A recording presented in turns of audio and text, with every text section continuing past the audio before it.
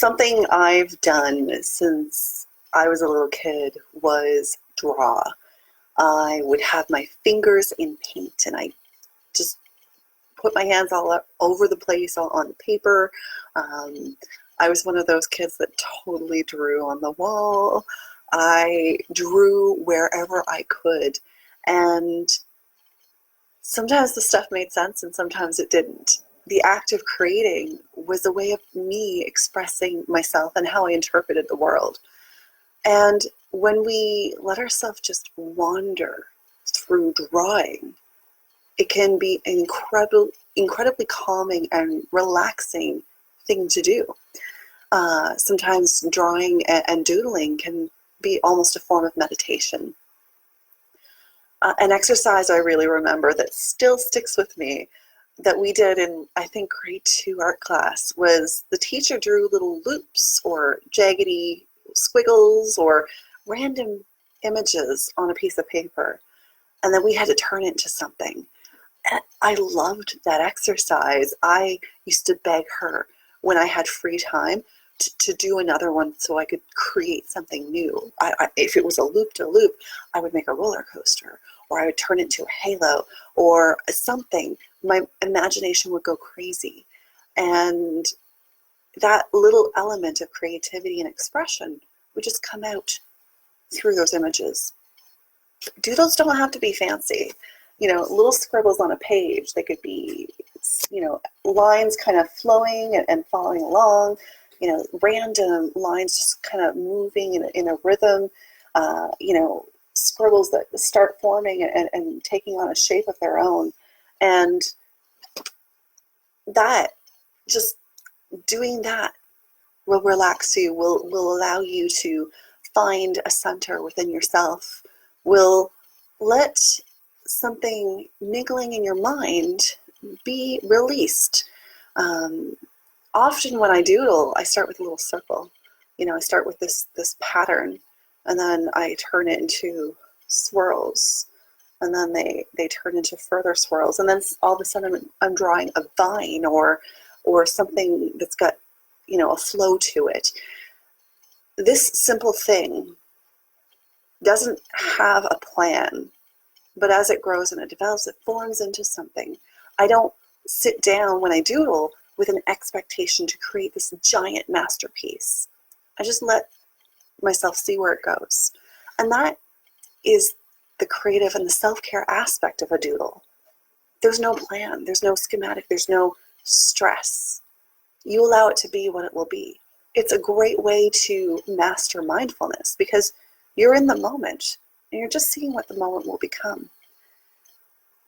You don't have to follow rules. You don't have to plan and map things out. You just see where they go. And if they turn into something, great. And if not, then it's an expression in a different way. There's been other days where I took a page and I just went, scribbled.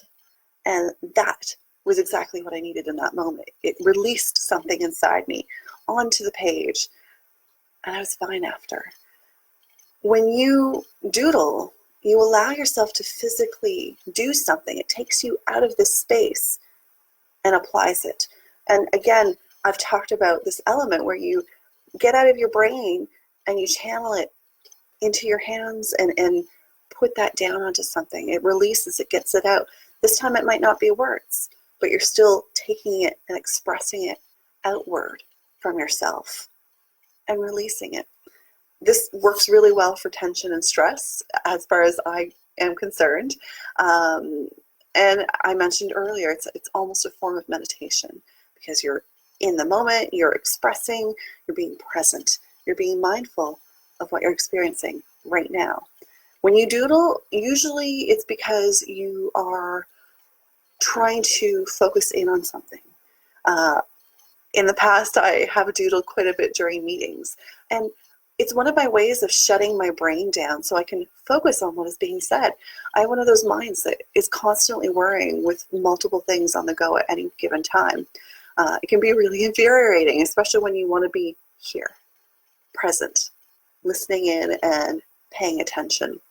So doodling allows you to just turn those channels off bring your focus in and pay attention into yourself. I did touch a little bit at the beginning about self-expression.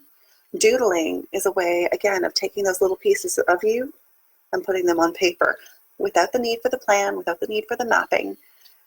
And if you're not a creative type, you're not used to letting yourself play with a doodle or see where that takes you, then there's things that you can challenge yourself to do. As I said earlier with grade 2, with those little swirls and then turn them into an image.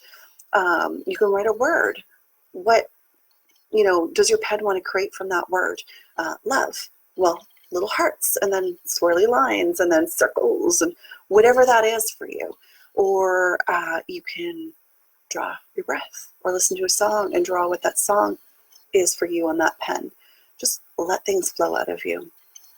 Take a minute and play on the paper with your pen, with markers, with crayons, whatever it is that you're drawn to. And you'd probably be surprised what comes out. So today's self-care, just let yourself play on paper. Try doodling it out. See what happens. Have a great night.